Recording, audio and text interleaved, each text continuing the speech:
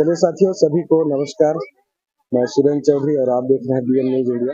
अभी भारतीय जनता पार्टी छत्तीसगढ़ राज्य सरकार की योजनाओं को लेकर के ग्राम मधला में आज जो शिविर का आयोजन किया गया, यहाँ पर कई भारतीय जनता पार्टी के पदाधिकारी एवं जनपद जिला के यहाँ पर पदाधिकारी यहाँ पर उपस्थित हैं। हम उनसे बात करना चाहेंगे कि आज का जो इस शिविर का जो उद्देश्य है वो किस चीज को लेकर के यहाँ पर आज कार्यक्रम पूरा कर गया। आज का ये शिविर हमारा संकल्प विकसित भारत विकसित संकल्प यात्रा के तहत माननीय देश के यशस्वी प्रधानमंत्री नरेंद्र मोदी जी का जो सपना है कि भारत में 2047 तक हम इस भारत को विकसित राष्ट्र बनाने की जो परिकल्पना है, उस परिकल्पना को लेकर के पूरे उनके जो केंद्र सरकार की योजनाओं को जन जन तक चल चरित्र आउटरीच के माध्यम से और एक प्रचार प्रसार जन जागरूकता लाने का जो अभियान है, उसको गांव गांव तक जन जन तक पहुंचाने का एक अभियान है, जहां तक गांव गरीब किसान मजदूर के सुदूर जंगल पर छोटे छोटे कस्बे तक रहने वाले तक मोदी जी का योजनाएं कैसे पहुंच सके। तो चलिए अपना थोड़ा सा परिचय दे दीजिएगा, कहा कि मैं पूछ नहीं पाया परिचय। राम प्रताप सिंह मरावी और भूतपूर्व जनपद अध्यक्ष सोनहत, वर्तमान में जनपद सदस्य। और अभी आप पार्टी में किस पद पर हैं? अभी पार्टी में कोरिया जिला के अनुसूचित जनजाति मोर्चे के जिले के अध्यक्ष जी। और जैसे यहाँ पर जिस प्रकार से पूरे ब्लॉक में, अभी सोनहत ब्लॉक में शिविर का आयोजन हो रहा है, तो आपको लोगों का किस प्रकार से समर्थन मिल रहा है यहाँ पर कार्यक्रमों में? लोगों का समर्थन इस शिविर में मिल रहा है कि माननीय मोदी जी का जो अटल आवास है, आयुष्मान भारत है, चाहे बीमा की बात हो, चाहे पोषण सुरक्षा की बात हो, चाहे अन्नपूर्णा योजना की बात हो, सभी योजनाओं का भरपूर उन्होंने जो योजनाओं प्रसार किया है उसका लोगों को लाभ मिल रहा है और बढ़ चढ़ के लोग भागीदारी निभा रहे हैं और जिनको जिनको इस योजनाओं का लाभ मिला उन्होंने अपना अनुभव भी शेयर कर रहे हैं, चाहे बिहान योजना हो चाहे सभी योजनाओं का ही।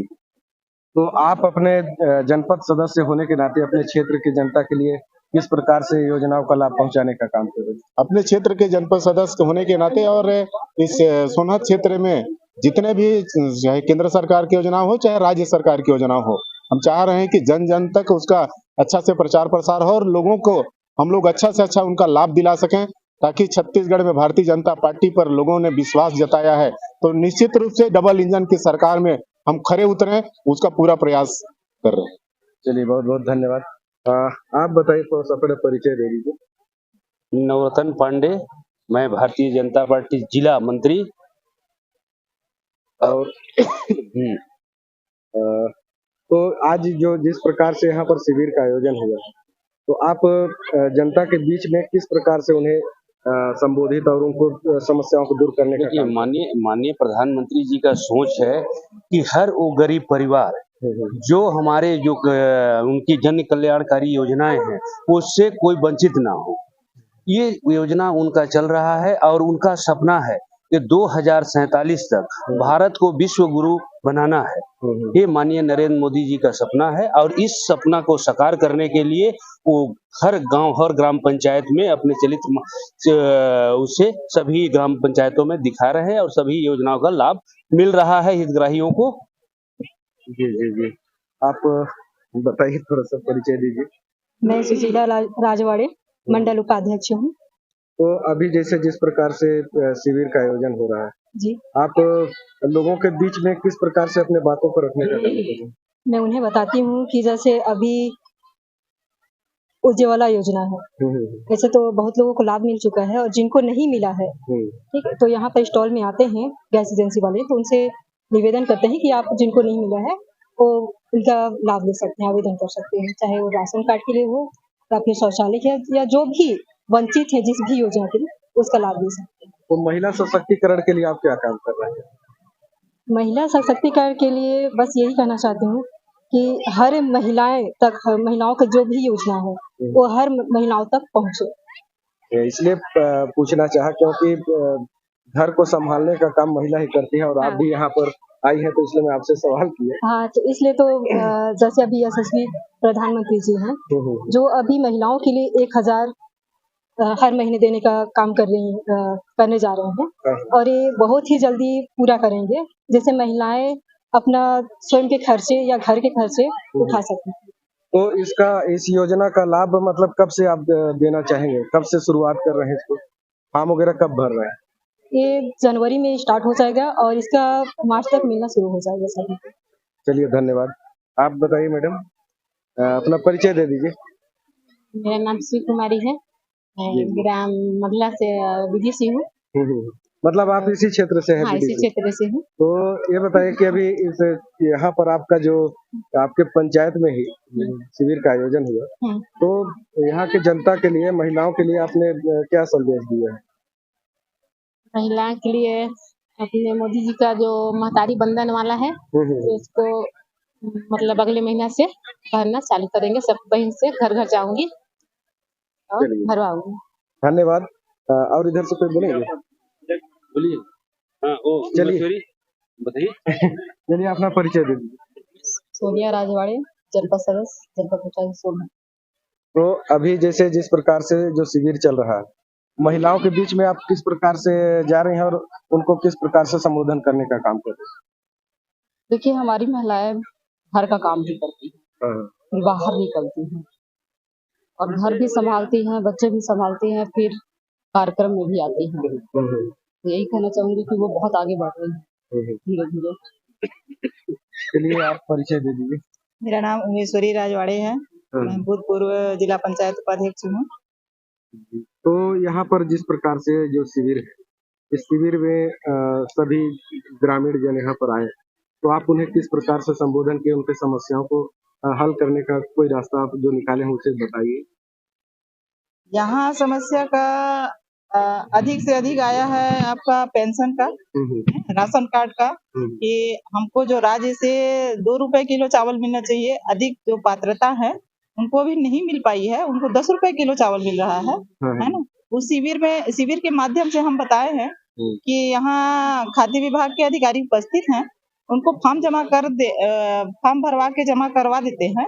इसके बाद उनको 2 रुपए किलो चावल देने की प्राथमिकता दिया जाए।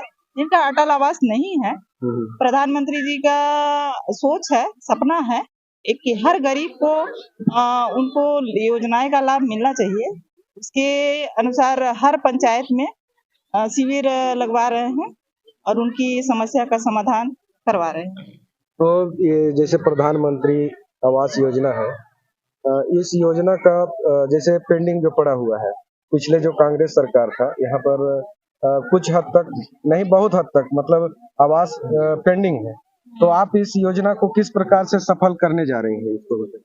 यहाँ अभी हमारी सरकार बनी है, विष्णुदेव साय जी अभी नए मुख्यमंत्री बने हैं।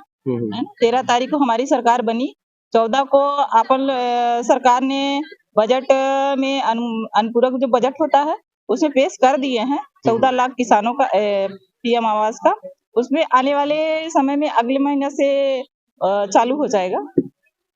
चलिए, बहुत बहुत धन्यवाद। जो गरीब मजदूर जो पड़े हुए थे, जिनके लिए रहने का घर नहीं था, यदि आप इस योजना को तत्काल चालू करते हैं, उनके लिए अमृत के समान होगा। इसके लिए हम आप सभी को बहुत बहुत धन्यवाद देता हूं। और थोड़ा सा आप बताइए, अपना परिचय दे दीजिए। प्रकाश राजवाड़े, निवास ग्राम कैलाशपुर है। मैं ओबीसी मोर्चा का भारतीय जनता पार्टी मंडल अध्यक्ष हूँ। तो युवाओं के लिए आप क्या करना चाह रहे हैं? युवाओं के लिए सरकार ने बहुत ही नेहरू युवा केंद्र के माध्यम से जागरूकता फैला रही है और जगह जगह स्वच्छता अभियान के लिए प्रेरित कर रही है। युवाओं को नशा से मुक्त करना चाहती है और हमारा सरकार युवाओं के लिए अच्छे रोजगार के साधन अभी लाएंगे। अभी नए मुख्यमंत्री जो विष्णुदेव साय जी बने हैं, तो युवाओं के बारे में अच्छी जो है पहल करेंगे और जो बेरोजगार युवा हैं उनको लिए रोजगार का साधन उपलब्ध कराएंगे। जैसे कई जगह अभी जो पिछले सरकार जो पानी के जल के जो समस्या था पानी के लिए, कई क्षेत्रों में मैं देखा, जैसे कटगोड़ी में आज भी उसका कोई सुविधा नहीं हो पाया। कई ऐसे क्षेत्र हैं जो कोलफील्ड क्षेत्र है, जो वहाँ पर फंसता है, तो पानी का समस्या हो रहा है, उसके लिए आप क्या करना चाहेंगे? हमारी जो विधायक हैं रेणुका सिंह जी, इसके बारे में उन्होंने घोषणा किया है कि कटगोड़ी में आने वाले समय में हम उसके लिए विशेष पहल करेंगे और डैम के माध्यम से वहां से पानी सप्लाई करके, है ना, कटगोड़ी के प्रत्येक घर में जल जीवन मिशन के माध्यम से, पाइपलाइन के माध्यम से प्रत्येक घर को पानी पहुंचाने का काम करेंगे। चलिए, बहुत बहुत धन्यवाद। आप बताइए, परिचय दे दीजिए। मैं सत्येंद्र कुमार शर्मा, भारतीय जनता पार्टी का एक कार्यकर्ता हूँ, ग्राम कसगांव का निवासी हूँ।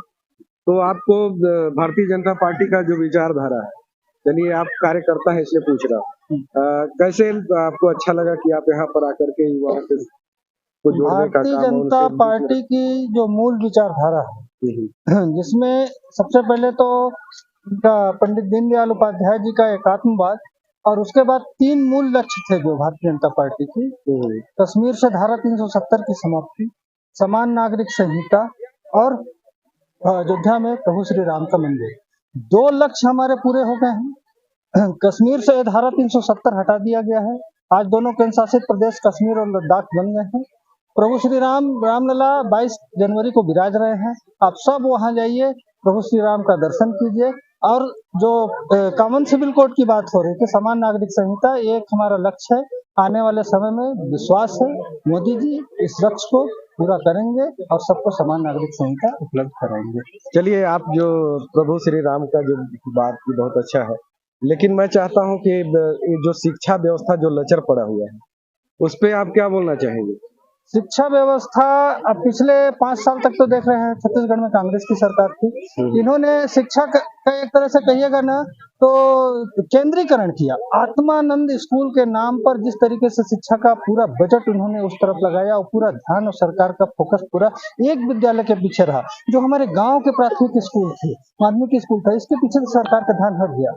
कल ही हमारे जो नवनियुक्त शिक्षा मंत्री हैं माननीय श्री बृजमोहन अग्रवाल जी, उनका शाम को ही बयान आया था कि शिक्षा में हमारा प्रदेश प्रगति करे, चहुमुखी विकास करे, उन्नति करे। इसके लिए न तो अर्थ की कमी पड़ने पाएगी, न संसाधन की, न नीतियों की। और इस दिशा में वो अभी से ही संकल्पित हैं। आज के डेट पर प्रदेश का प्राथमिक स्कूली शिक्षा विभाग हो चाहे उच्च शिक्षा विभाग हो, उनके जैसे काबिल मंत्री जो पिछले 5 बार से लगातार कैबिनेट मंत्री रहे हैं और काफी योग्य व्यक्ति के हाथ में नेतृत्व दिया है, निश्चित रूप से शिक्षा के क्षेत्र में आपको चहुमुखी विकास और सफलता आने वाले 5 साल में देखने को मिलेगी। चलिए, बहुत बहुत धन्यवाद। मैं ये बोल रहा था, जैसे जो शिक्षा का व्यवस्था है, मैं बात की अभी, तो जिस प्रकार से आप देखते आ रहे हैं, कई वर्षों से शिक्षा का स्तर दिन पर दिन गिरता जा रहा है और यहाँ पर जो सरकारी स्कूलों को हालत खराब और निजी स्कूलों का स्थिति बहुत अच्छा सुधार होते जा रहा है। तो इसमें आप,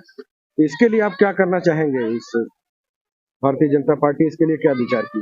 भारतीय जनता पार्टी आज यशस्वी मुख्यमंत्री आदरणीय विष्णुदेव साय जी बहुत ही गंभीर व्यक्ति हैं और छत्तीसगढ़ के गंभीर सोच वाले की आवश्यकता है हमें। तो निश्चित रूप से ऐसे गंभीर व्यक्ति को पा करके हम लोग धन्य हैं छत्तीसगढ़ के लोग, कि चाहे वो शिक्षा की व्यवस्था हो, चाहे स्वास्थ्य की व्यवस्था हो, चाहे किसी भी प्रकार की बातें हो, तो निश्चित रूप से भारतीय जनता पार्टी में हम सबको विश्वास है कि जो शिक्षा का वास्तव में सही में पूर्ववर्ती सरकार के द्वारा लचर व्यवस्था तो है, जिसमें कहने में कोई संकोच नहीं है। निश्चित रूप से वो व्यवस्था ठीक होगा। और जैसा भाई साहब ने कहा कि नहीं, आत्मानंद विद्यालय खोल करके वो विकेंद्रीकरण किया गया, वो वास्तव में बहुत ही गलत है। जहां पर लोगों को सुविधा नहीं पा रहे हैं, छोटे छोटे हमारे गांव में बेरोजगार लोग हैं और छोटे गरीब लोग हैं, क्योंकि वहां पर ऐसा व्यवस्था आप संस्था डालने के बाद उस पर किसी भी प्रकार का अलग से कोई साधन मुहैया नहीं कराई, जिससे आत्मानंद किसी भी प्रकार का सक्सेसफुल नहीं दिखता है। मैं यही कहना चाहूंगा कि अगर उन्होंने आत्मानंद डाला तो उस पर सेटअप भी अलग होना चाहिए, शिक्षा व्यवस्था के लिए शिक्षक व्यवस्था होना चाहिए, सारे चीज की होने चाहिए, तब उसका गुणवत्ता दिखा निश्चित रूप से आने वाले समय में अच्छा होगा।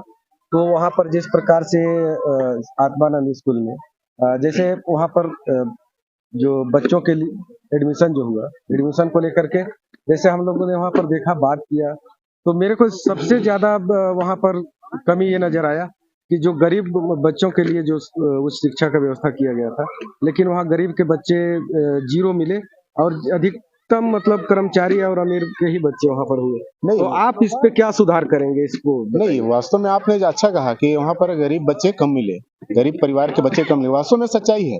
ये गरीब परिवार के बच्चे इसलिए कारण कम मिले क्योंकि वहां पर का जो प्रतिदिन 2 दिन 4 दिन का जो ड्रेस का अलग अलग परिवर्तन है, वो गरीब परिवार 4 से 6 सेट ड्रेस नहीं खरीद सकता है। वास्तव में सही बात है कि गरीब बच्चे को एक सेट ड्रेस में पूरे साल भर चलाना पड़ता है। इस वजह से वहां पर गरीब बच्चे नहीं दिखे और वास्तव में जो लचर व्यवस्था है उसको हमारी सरकार ने गंभीर है और उसको शिक्षा व्यवस्था को अच्छा ठीक करेंगे, दुरुस्त करेंगे।